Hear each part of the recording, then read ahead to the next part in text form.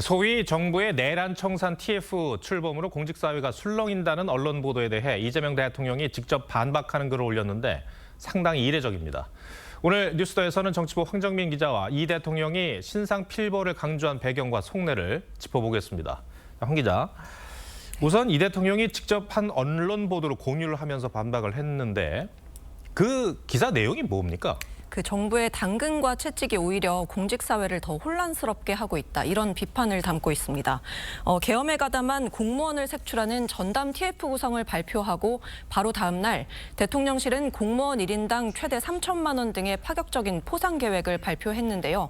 이걸 두고 병 주고 약 주는 거냐 이런 반응을 담은 보도들이 나오자 직접 반박에 나선 겁니다. 네, 물론 이게 신상필벌 당연한 원칙이죠. 조직을 운영하는데. 근데 이 얘기는 이 대통령이 과거에도 자주 했던 원칙 아닙니까? 말했던 원칙. 예, 그렇습니다. 지난 7월 국무회의에서도 공직자 기강 해임 문제를 질타하면서 신상필벌을 강조한 바 있습니다.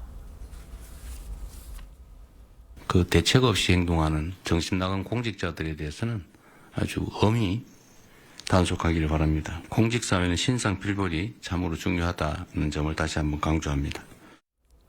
이 대통령은 그동안 성남시장과 경기지사 시절 체득한 용인술로 이 신상필벌 원칙을 수차례 언급해왔습니다. 대통령실 역시 이번 메시지도 그 연장선에서 이 인사 원칙을 재차 강조한 거다 이렇게 설명했습니다. 궁금한 건 이 당연한 원칙인 신상필벌을 왜 이 시점에 다시 강조했느냐 아니겠습니까? 네, 처벌의 기준과 방식이 지금 논란이 되고 있죠. 내란 가담 행위라는 게 모호하기 때문입니다.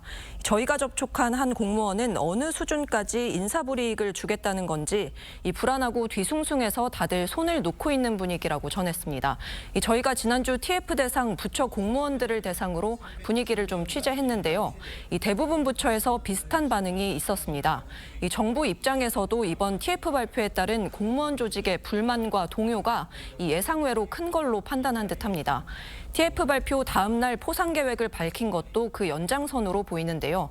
이 공무원들에게 적극 행정에 따른 포상도 있다는 점을 강조하면서 이 동요하는 공무원 조직을 다독이려는 의미도 있는 걸로 보입니다. 네, 알겠습니다. 정치권 이슈도 하나 더 살펴보겠습니다. 최근 김민석 총리가 오세훈 서울시장을 겨냥한 어떤 발언들을 많이 하고 있어요. 네. 그렇습니다. 이 특별 지시에는 필요하면 한강버스의 운항 일시 중단 조치까지 언급이 됐는데요. 지난주 종묘 인근 재개발 사업에 이어 한강버스까지 오 시장에 대한 견제로 해석될 수 있는 발언들이 잇따라 나왔습니다. 네, 한 달 동안 쉬었을 때 회사에 그 문제가 됐던 건 어떤 거예요? 바로 그냥 턱 하고 숨을 맞아요.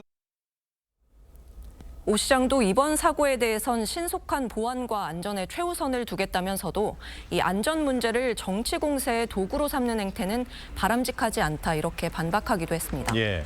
근데 과거에 총리가 특정 지자체장과 이렇게까지 각을 세운 경우가 있나 싶어요.